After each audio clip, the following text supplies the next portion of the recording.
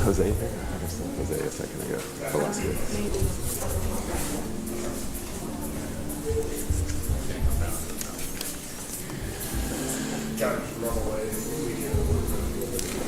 Okay.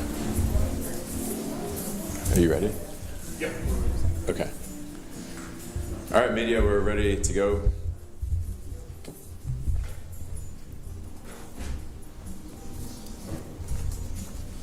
Stand by there.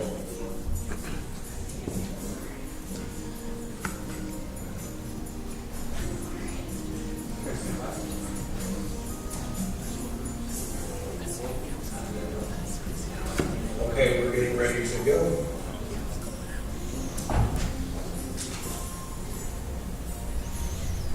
Three, two, one. Good afternoon. I'm Travis County Judge Andy Brown. Thanks for joining us here today. First, I want to offer my deepest condolences during this difficult time to the families and friends of the people who died yesterday. This tragic loss of life weighs heavily on our community, and our hearts go out to all of those who are impacted. I'd like to recognize and thank Austin Travis County EMS and the Austin Police Department for their swift response to the largest opioid overdose outbreak we've seen in years here in Austin and Travis County. Their quick response saved dozens of lives, and their swift distribution and administration of Narcan prevented further loss. Later this afternoon, the Travis County Commissioners Court will approve a contract with Texans Connecting Overdose Prevention Efforts, also known as TexCOPE. The partnership with TexCOPE will provide Travis County with real-time data on overdose incidents and Narcan distribution and supply. Access to this data will allow Travis County, our community partners, and our first responders to have real-time information about when, where, and why overdoses are occurring, and use the information to tailor our opioid response and remediation efforts.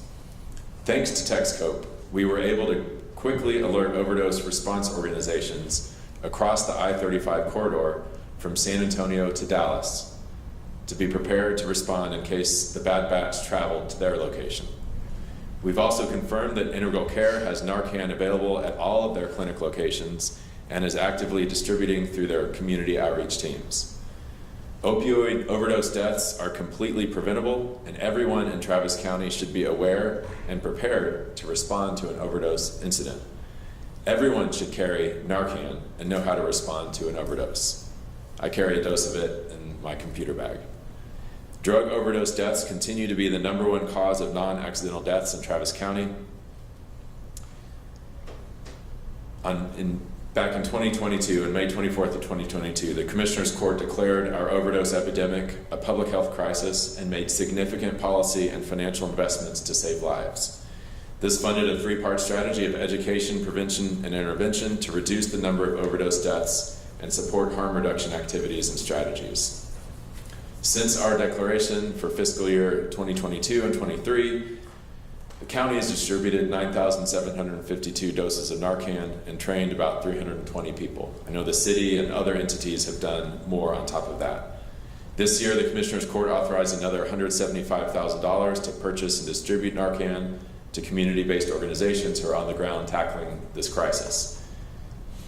We distribute it to places like Communities for Recovery, NICE Project, the Other Ones Foundation, Safe Alliance, Safe Haven, Sunrise Homeless Navigation Center, Sunrise Community Church, Texas Harm Reduction Alliance, Trinity Center, Austin, Urban Alchemy, Vivint Health, Working Group 512, and Travis County Departments. In total, that is 14,256 doses of Narcan. We've received opioid settlement funds from those lawsuits. So far, we've received $1.5 million or so, and we've authorized about $860,000 of that to be invested in contracts for methadone treatment services, peer recovery supports, the purchase of Narcan, and the rental of Sharps collection kiosks. We clearly still have a lot of work to do to make sure that our community has better access to Narcan and to increase access to overdose prevention programs.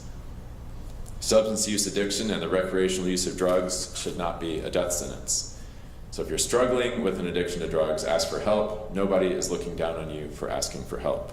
Asking for help could save your life.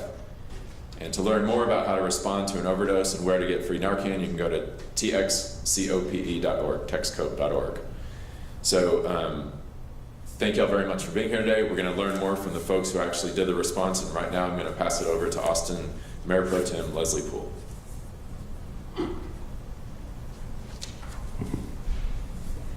Thanks, Judge. I'm Leslie Poole, Mayor Pro Tem of the Austin City Council, and I thank you all for joining us here today.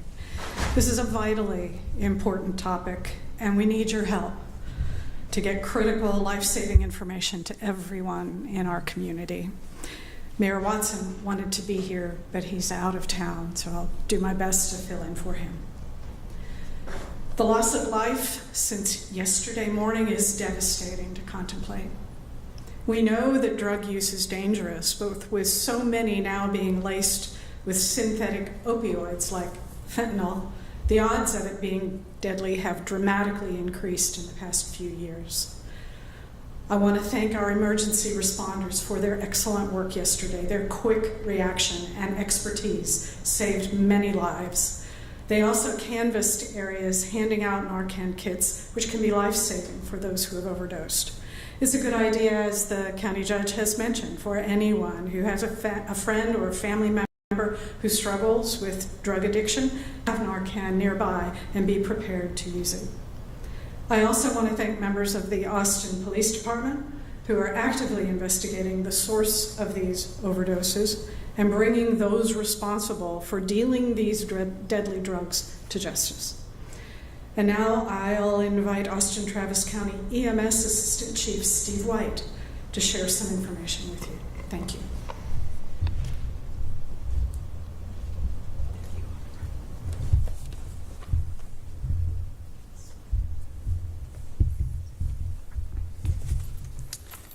Good afternoon.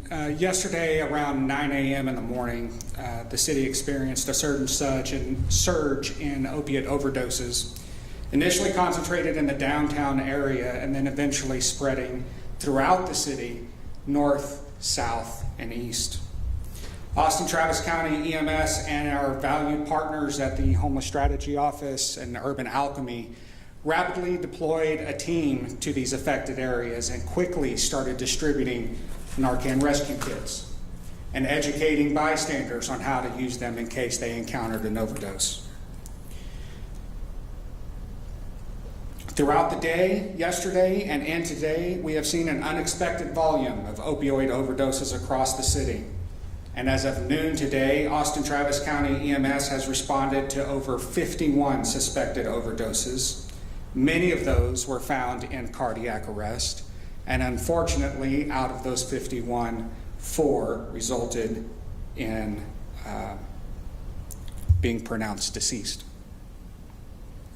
We have not experienced overdoses of this volume since 2015, when K2 was struck our community. We typically average about 2 to 3 overdose calls per day. Yesterday, we were in the 50s. That is well over 1,000% increase. The safety and well-being of our residents are our top priorities, and we are working diligently to address this crisis.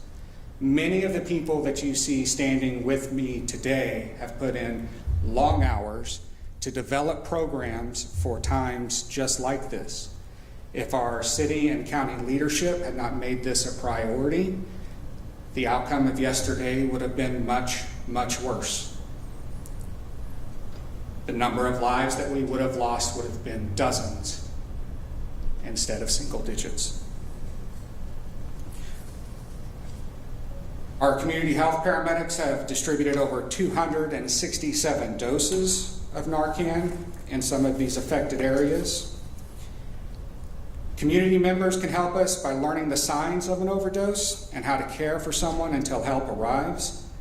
We would like to acknowledge some of the outstanding efforts of our public safety partners in the Austin Police Department and the Austin Fire Department who are working this surge with us.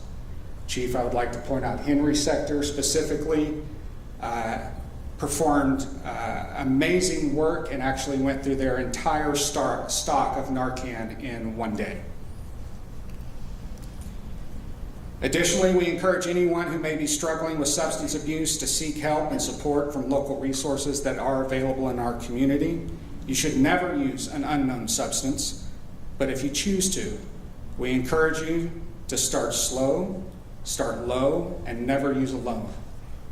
You should always have a sober friend who has Narcan available so that they can administer and call 911.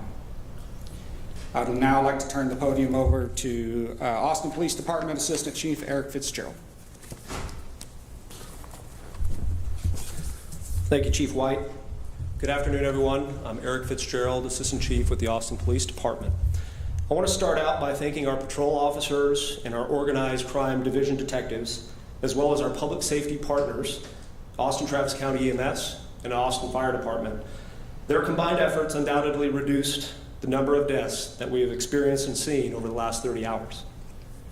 During this period of time, a number of our officers administered multiple doses at various scenes, which helped save the lives prior to our public safety partners arriving on scene. Additionally, we've seen civilians jump into action and intervene by administering Narcan on some of these scenes. Since October of 2021, the Austin Police Department is fortunate enough to be trained and to have our officers administer Narcan in situations just like this. And as you can see, this has made a significant impact. At this time, it is apparent that there is a deadly batch of illicit narcotics in our community. Our intent at the Austin Police Department is to find those persons responsible and hold them accountable. Again, I want to thank all of the officers for their quick response and tremendous work in addressing this immediate threat to our community and public safety. Now I'd like to introduce Lieutenant Pat Eastlick. He is with our Organized Crime Division Narcotics Support Unit. He is going to go into the update on where the investigation is at this point. I want to remind everyone that this is an active, ongoing investigation. There are some details that we need to withhold to ensure the integrity of the investigation. Good afternoon. Detectives yesterday were notified by officers from the downtown area command concerning an increase of overdoses within a short period of time. Detectives from the Narcotics Support Unit responded downtown to investigate the source of these narcotics. During the course of their investigation, 2 individuals were detained and 1 resulting in an arrest for felon in possession of a firearm. Further investigation is needed for additional charges on these individuals. The APD Narcotics Support Unit is investigating the source of the illicit narcotics and working to identify any potential dealer or dealers. Our partners with the Drug Enforcement Administration and the Assistant United States Attorney's Office have also offered their support also in this investigation. Anyone found responsible for distributing the suspected fentanyl faces potential charges of murder or manufacture or delivery of a controlled substance causing death or serious bodily injury. Fentanyl overdoses have had an effect on this community and is a major concern of the Austin Police Department. APD Narcotics Support Unit actively investigates fentanyl overdose deaths for the purpose of holding the dealers of this deadly drug accountable. To date, the Narcotics Support Unit has filed 5 charges related to fentanyl overdose deaths. And now I'd like to turn it over to Austin Travis County Health Authority, Dr. Walks. Good afternoon. We've lost mothers, fathers, sons, and daughters due to the events of yesterday. And I come to you today to stress the most important thing that I can to anyone that's listening to us today. Anyone can be a victim of an overdose. If you're using or fighting an addiction, you should never use by yourself. Have a family member or a friend with you who can administer naloxone and call 911 to save your life. It is also important that all of us know the signs of an overdose so that we can take action as soon as possible and call 911 immediately. So those signs are small pupils, slow breathing or not breathing at all, cool and pale skin, and not responding or very low response level to stimulus. Don't hesitate to act if you're not quite sure. Giving naloxone will save a life. Austin Public Health has been receiving funding from Congressman Lloyd Doggett through the Substance Abuse and Mental Health Services Administration, or SAMHSA, to combat this crisis. And as was said earlier, that has gone a long way to help us prepare for days such as what we had yesterday. This funding of over $2 million has allowed us to allocate 30,000 doses of naloxone to various community members, and it is also supporting our community's efforts to support peer recovery specialists and harm reduction teams in our partner organizations, Communities for Recovery and Texas Harm Reduction Alliance, to name a few. This funding also supports addiction treatment and harm reduction training through the University of Texas at Austin School of Pharmacy, through teams that are training local providers in emergency rooms and primary care offices on the things that they can do to prevent and treat addiction. Finally, we are providing overdose awareness campaigns throughout our community. I'm going to end this statement by repeating myself. Anyone can be a victim of an overdose. Never take drugs alone. If you think someone may be overdosing, call 911 and take steps. And if you're carrying naloxone, use it. You could save a life. Thank you.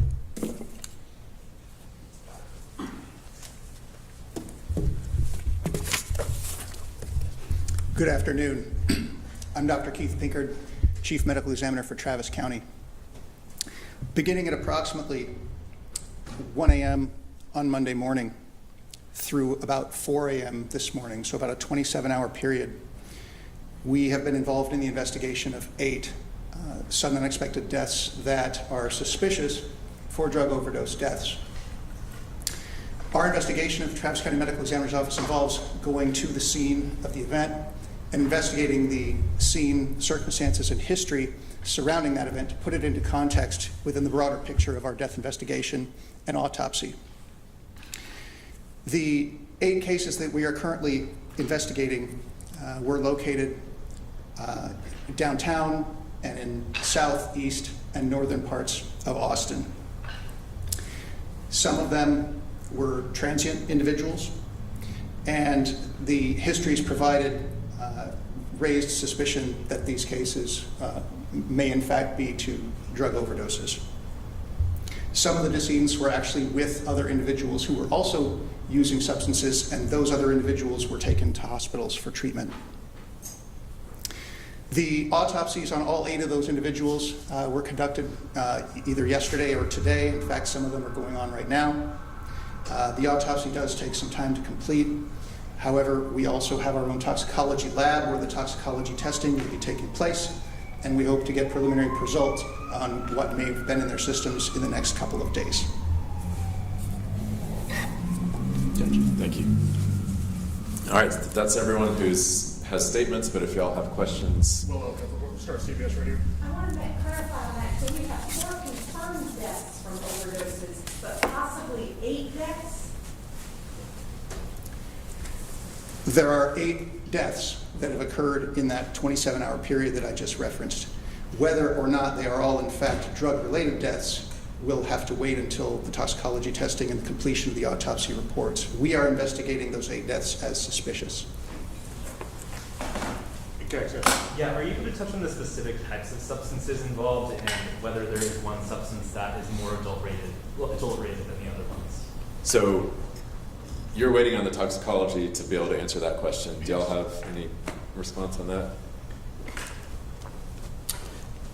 As of right now, we don't know the exact substance, but based on the symptoms that were being showed from the victims, we do believe it's some sort of opioid. Community impact. Is there demographic data on those who overdosed yesterday and those who passed away yesterday? Dr. Pinkard?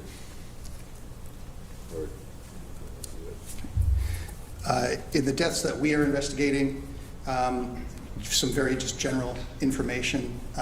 Not all of the people are identified. And in general, the age ranges are from the mid-30s to the mid-50s. That's all I have. I can speak to some of the demographics as far as the people that were experiencing an overdose. Fortunately, to date, no pediatric patients. However, the age ranges did vary from 20s to 50s and across all ethnic demographics as well. Carolina. Carolina from Univision. At this point, are we thinking all of these people were unhoused, or was it a variety of people in different conditions, meaning were there homeless people or no? For people experiencing the overdoses, there were patients that were unhoused. There were patients that were housed. There were patients that were at their workplace, and there were patients that were out in public accessible spaces as well. It was not limited to one geographic location. We did notice that there were some spots that had a higher density of overdoses, but it was spread throughout the entire city. Amanda. Question for AP or anyone who can do it. And if you guys can't say this because the investigation's in the early days, let me know. But do we think it started in one portion of the city and then just kind of spread from there? Because I know you guys said it started downtown and then slowly went to different places. It's still too early to make that determination, but it's not common to see it in one location and then pop up in others. But right now, we're not sure. Okay, we're talking about just kind of following what he was mentioning. You did mention opioid. Do we believe suspected fentanyl is involved in this? Based on the trends of what's going on with the opioid, I cannot say the word, sorry. It's that we're having, it's most likely going to be fentanyl. But until we get toxicology from the ME's office, we can't say for certain. Olivia. The two arrests that were made, just to clarify, is it suspected that they were involved in dealing with the substance? They are persons of interest in it. The detectives have to go through mountains of evidence to be able to come up with the probable cause to potentially charge them further. Right. I know you're early in the investigation, but can you tell us, does this look like something that was manufactured here in the Austin area or came in from somewhere else as far as the drugs that we're talking about? We're unable to know that right now. Right over. So you've seen an increase in these calls. Have you started to see them decrease since the last 2 days? I'm not sure currently. That would probably be for EMS on the frequency of the calls right now. When we started seeing the increase in opiate calls, that was really between 9 and 10 a.m. yesterday. About 10 to 11 p.m. last night is when we started to see it decrease. Then it continued to decrease overnight, and then a slight bump this morning. But it is a significantly lower number today than it was yesterday. Right. Are there free Narcan kits available right now for anyone who's Yes, there are free Narcan kits at dispensing machine dispensers across the city, and people that have MAP cards can get free Narcan at HEB locations and at community care pharmacies. Right. How many ODs that occurred that were not fatal? That you had survivors? Did you have survivors? How many? So out of the 51 overdoses that we responded to yesterday, only 4 did not survive. Patrol officers were the ones to administer and help save these people. Do all patrol officers carry Narcan on them when they respond to cases? So, as I said, in 2021 we began that program. We make it available. They're able to check it out at our PCR property control offices. Many of them do, and in this instance, we'll make reminders for all officers to start checking that out and carry it on them. We're kind of heard the term deadly batch. Do we know how much is out there right now? We don't. Olivia. I just want to clarify the difference between the 4 confirmed deaths and the 8 that are being investigated. are those additional 4 of that 8 not part of the 51? The 4 deaths that I'm referring to are patients that we actually attempted to resuscitate and save, and were unable to. It is the 4 that are inside of the deaths that are being reported here. So it's not in addition, it's part of the larger number, but it is 4 that we were unable to revive. Okay, so all 8 of those are part of that 51? I'm not sure if the 51 are all reflected into that because we don't compare demographic data at this time, but that's something that we will have eventually.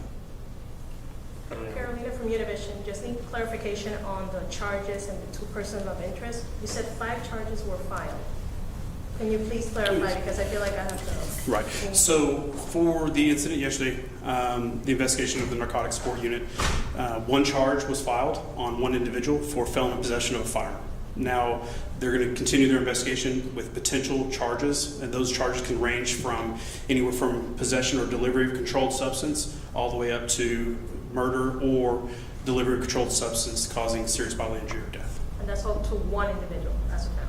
Or was it another person of interest? There were 2 people detained at that time, so we're not ruling out anybody. During our investigation, if more come up, we're definitely going to be addressing that as well. No identity as of yet or mugshots, because there's still persons of interest? Correct. All right. Thank you all. If you all need anything else, please feel free to follow up with. We'll do that afterwards, but just let me know if you all need anything else afterwards. Just one thing, just want to give a thank you to the Texas Harm Reduction Alliance that a couple of years ago invited me, Commissioner Gomez, Dr. Walk, some others to a town hall where they demanded a response from the city and the county on this. And I think had they not done that, frankly, we wouldn't have been as prepared as the EMS chief told us, and it would have been much worse. So I want to give a thank you to that group. Not only for that activism, but also for the work that they're doing to hand out Narcan and the other community groups that I mentioned earlier. But thank y'all very much.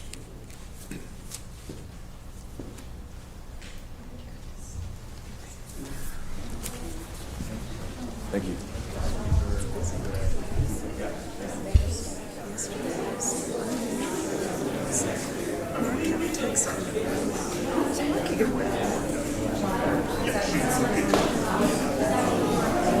There we go.